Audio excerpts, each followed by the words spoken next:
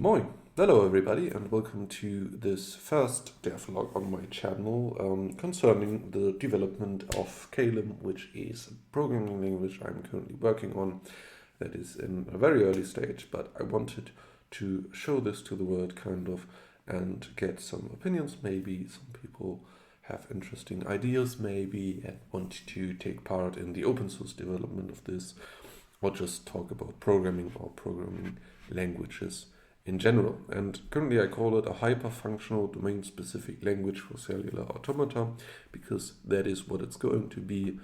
Some parts do already work, and some parts we are here for the journey. Right.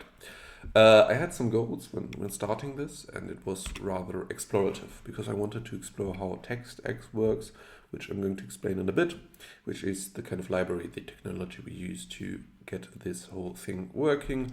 And I talked to a colleague a lot about minimalism in programming in life in general, and kind of elegancy in programming solutions, and the idea of having something with very simple rules, something very minimal, although this word is kind of overused, and seeing how far we can take it, which is kind of the connection also we have to cellular automata, because it's very much the same idea, right? Complex game of life, very simple rules that can create complex behavior, and I want to have a programming language that kind of uses this idea to make a simple and minimal interpreter. So it's very prototypey. I can get a lot of stuff done in a very short amount of time and explore some interesting ideas. And yeah, that is why this third goal later on came to be, to have cellular automata also in the mix, because it's just so similar in the idea. So originally it wasn't really supposed to be that, but I think it's just cool, and I want to focus on this going forward and make this also sort of the identity of Caelum as a programming language. So what exactly is TextX? It's part of our text stack or tech stack. It's a Python library which helps us to keep a relatively slim interpreter, currently at 355 lines of code. Right now, right, with a lot of comments and stuff like that. I'm sure if you wanted to, you could get the line code number down. But yeah, essentially this library, I'm going to show you the website in a bit when I show you the sources at the end of the presentation. It takes in a string and it passes it using a grammar, creates a meta model that you can then simply iterate over in Python with a for loop and just say, okay, if function definition, then use that name and write it to an array or something.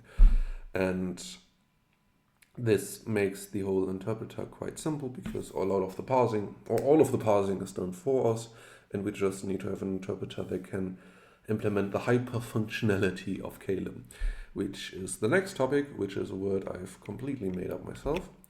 And what is hyperfunctional? I call Caelum hyperfunctional because pretty much everything in Caelum is a function, and there's no thing that is not a function, or to a certain extent, of course. And the example we have here is a variable declaration, because we don't exactly have variables in Caelum.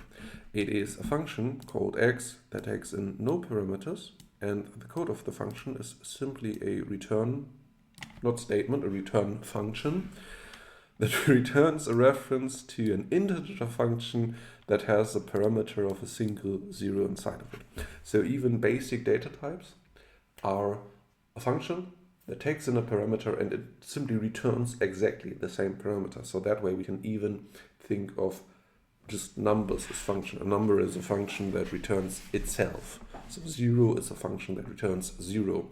And integer is a function that returns whatever integer function was given into it.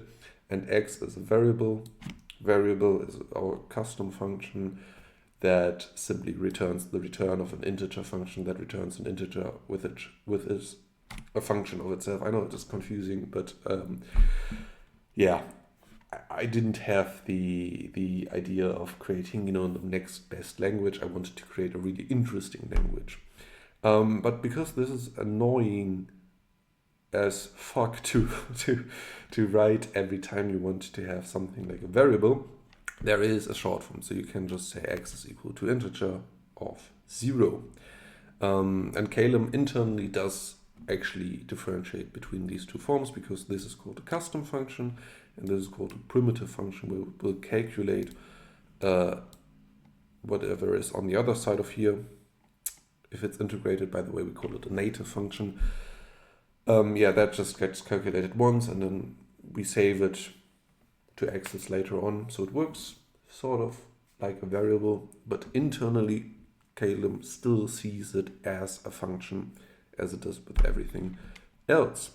And then printline, another native function, where we obviously have to access x with parentheses because it is a function.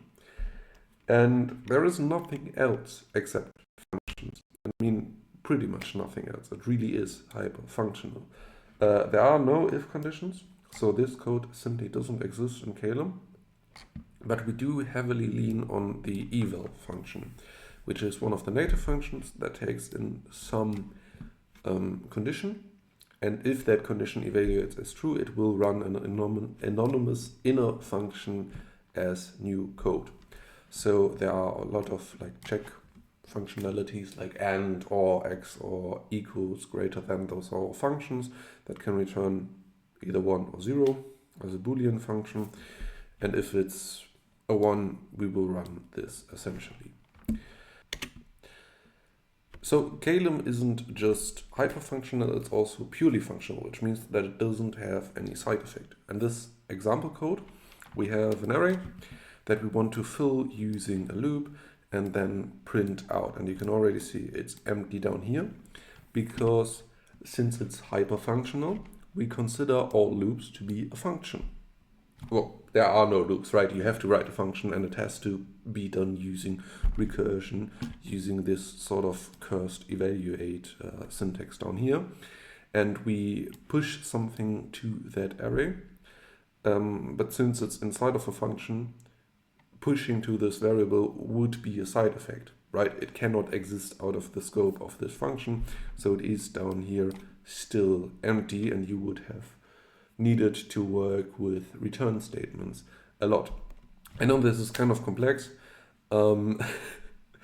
but as I said, it's supposed to be interesting first and foremost, and we do some stuff to actually help you write code and make your life a lot easier. So while some things are more complex, some things are, I think, way easier than other programming language, and one of those things is our standard library that I am going to work on throughout this entire project, and I'm going to try and fill a lot of content into that.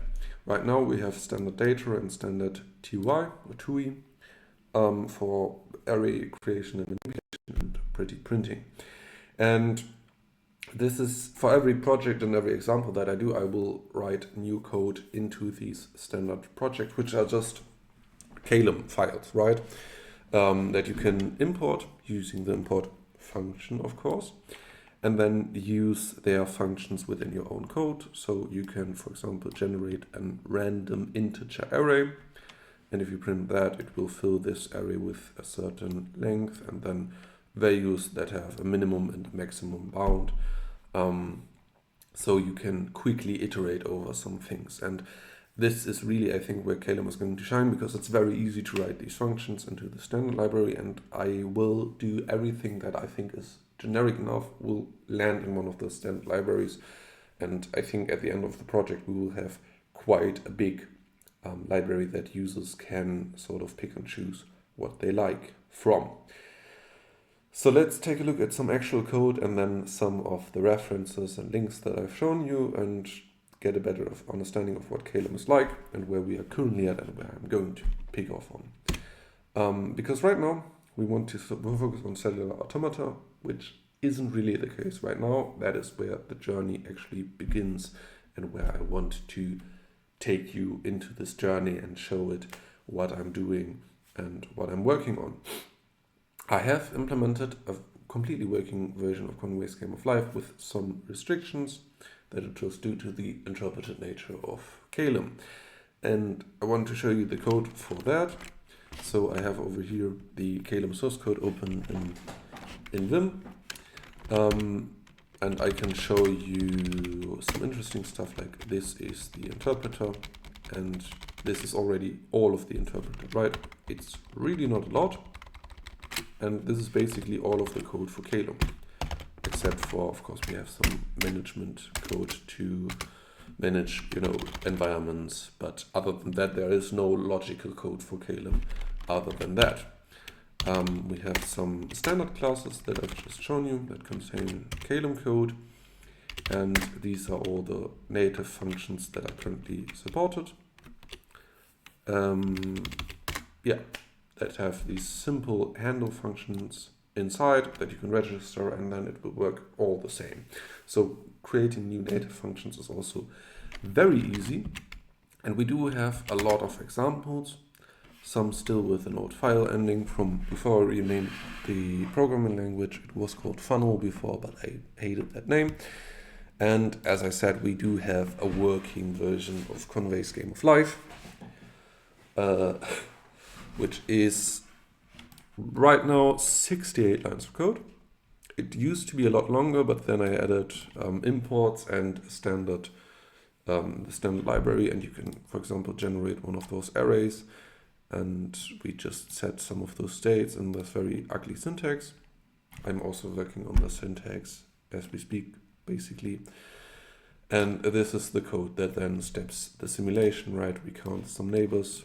We then have an and equals, and then these logical operations down here determine the state of the cell according to the roots of being born and being alive, and then set that into that array. And we have a lot of these like nested return statements because, of course, looping over a two-dimensional array means we have a function within a function within a function within a function. A little bit complex, but since the rules are so simple, they are very easy to understand. You know the rules in 10 minutes. This is all you need. There isn't anything more to Caelum that I'm not showing you. And I think because it's so simple to understand, yes, it might be complex to write some code, or some parts may be harder than other programming languages, but I found that it's actually quite easy to write code quickly for these sort of simulations. And I think this is good, the direction we are going in. Of course, you want to possibly see this in action, so we need to activate the environment and then call the main module. And now you can see Convey's Game of Life being simulated right here in the terminal with the pretty printing options. It's quite slow, we are working on that as well, but performance really isn't a priority right now. So that's the current state of the language. I don't have graceful exiting right now.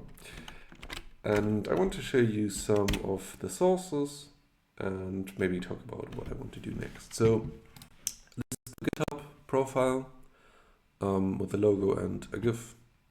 You also have another example of Rule 30, which is still a little bit of an older version. It was, oh no, it's A5, but not the newest version of A5. We do have an incomplete reference where I explained some of the basic functions. And a change log where you can see what I do in the different alpha versions.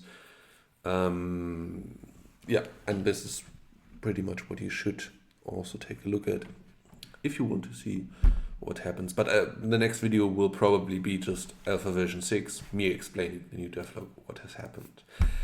Yeah, and that's where we are. That's where we are going to pick off. I want to create more functionality for simulating cellular automata and an easy way to implement rules. So we want to be able to change the rules for Convey's Game of Life easily and kind of prototype what different versions of the whole thing could look like, and also maybe load one of these starting positions from a file instead of having to write it by hand. So lots of exciting stuff that could happen. There will also be links in the description for obviously TextX, which is a super interesting and awesome library. Python, if you're that basic and you don't, that sounds almost insulting. If you don't know what Python is, there will be a link for this as well. Also for my personal website that isn't that active right now, but I will reactivate my blog and write about Caelum. But I do need a static site generator. So if anyone has something for that, please let me know. Hopefully the next sort of videos will be a little bit more focused and not all over the place. But yeah, I hope you enjoyed. Maybe you want to leave a comment what you think about this language.